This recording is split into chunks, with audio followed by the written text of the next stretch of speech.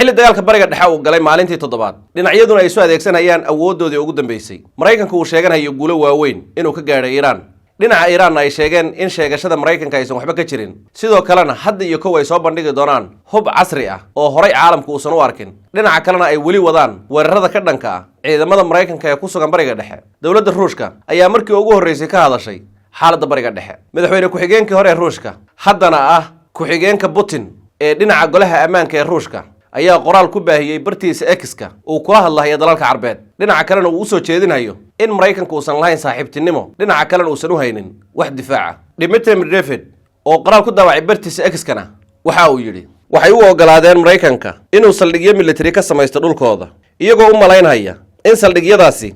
ay difaac u noqon doonaan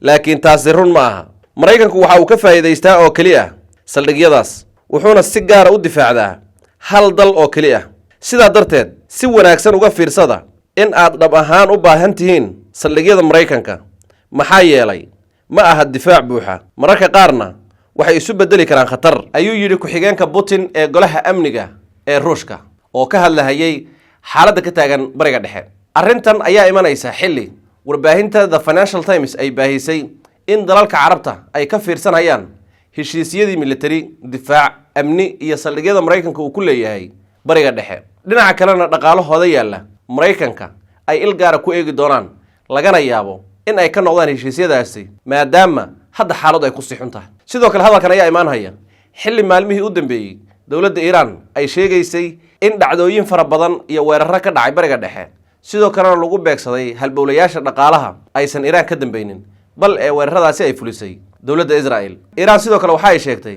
in Israel arrintaasi ay uga gol leedahay in ay ku kiciso xaaladda ka taagan bariga dhexe eedaymahana loo jeediyo Iran sidoo kalena dalalku ay suba haystaan sidii loo burburin lahaa Iran haddaba sidaad u aragtaa in Ruushku hadda uu soo galay dagaalka ka socda bariga dhexe xilli maalintii toddobaad uu galay dhinacyaduna ay isu adeegsanayaan hubka kiisa culus iyo diyaaradaha aan duuliyaha lahayn sidoo kalena ay soo bandhigayaan awood xad dhaaf ah maxaase keenay in Ruushku hadda uu soo jeediyo dalalka Carabta in ay ka fiirsadaan dhinaca kalena ay ilgooni ah ku fiiriyaan heshiisyada ay la galeen Mareykanka iyo saldhigyada uu ku leeyahay dhulalkooda